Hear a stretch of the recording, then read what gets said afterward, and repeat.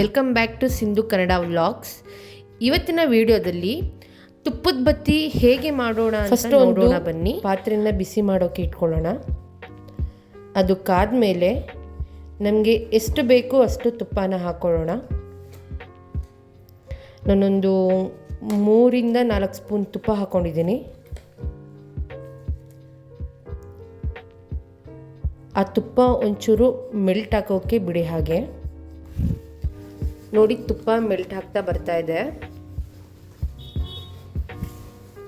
ಅಂದರೆ ತುಪ್ಪ ಕಾಯ್ತಾ ಇದೆ. ಈಗ ತುಪ್ಪ ಕಾದ್ಮೇಲೆ ಜಾವೆ ಪೌಡರನ್ನು ಹಾಕಿ ಒಂದು 2 ಟೀ ಸ್ಪೂನ್ ಅಷ್ಟು ಹಾಕಿ. ಇದು ತುಂಬ ಚೆನ್ನಾಗಿ ಸ್ಮೆಲ್ ಕೊಡುತ್ತೆ. ದೀಪ ಹಚ್ಚಿದಾಗ ಒಳ್ಳೆ ದೇವಸ್ಥಾನದಲ್ಲಿ ದೀಪ ಹಚ್ಚುತ್ತಾ ಇರೋ ಥರನೇ ಸ್ಮೆಲ್ ಕೊಡುತ್ತೆ ಇದು. ನೆಕ್ಸ್ಟು 2 ಕರ್ಪೂರನ ಪುಡಿ ಮಾಡಿ ಹಾಕೊಳ್ಳಿ.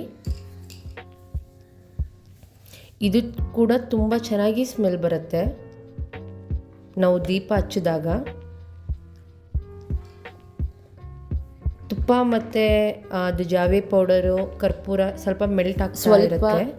ಆದಮೇಲೆ ತುಳಸಿ ಹಾಕಿದ್ಮೇಲೆ ಒಂದು 5 ನಿಮಿಷ ಕಾಯಕ್ಕೆ ಬಿಡಿ.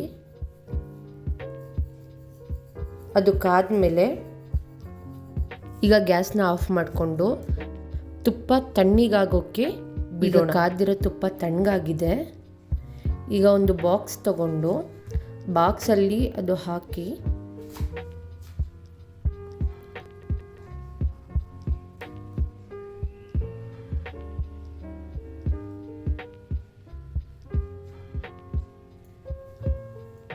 ನೆಕ್ಸ್ಟು ಈಗ ದೀಪದ ಬತ್ತಿಗಳನ್ನ ಅದರೊಳಗಡೆ ಸೇರಿಸೋಣ.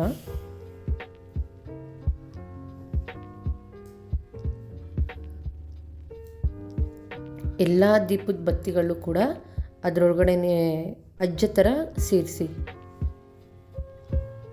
ಅಂದರೆ ತುಪ್ಪ ಅಜ್ಜ ಥರ.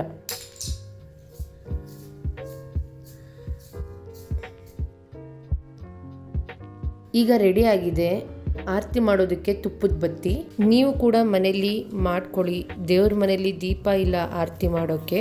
ಇದಾಗಿತ್ತು ಇವತ್ತಿನ ವಿಡಿಯೋ. ಇನ್ನು ಯಾರೆಲ್ಲ ನನ್ನ ಚಾನೆಲ್ನ ಲೈಕ್ ಆ್ಯಂಡ್ ಸಬ್ಸ್ಕ್ರೈಬ್ ಮಾಡ್ಕೊಂಡಿಲ್ಲ, ಪ್ಲೀಸ್ ಸಬ್ಸ್ಕ್ರೈಬ್ ಮಾಡ್ಕೊಳ್ಳಿ. Thank you.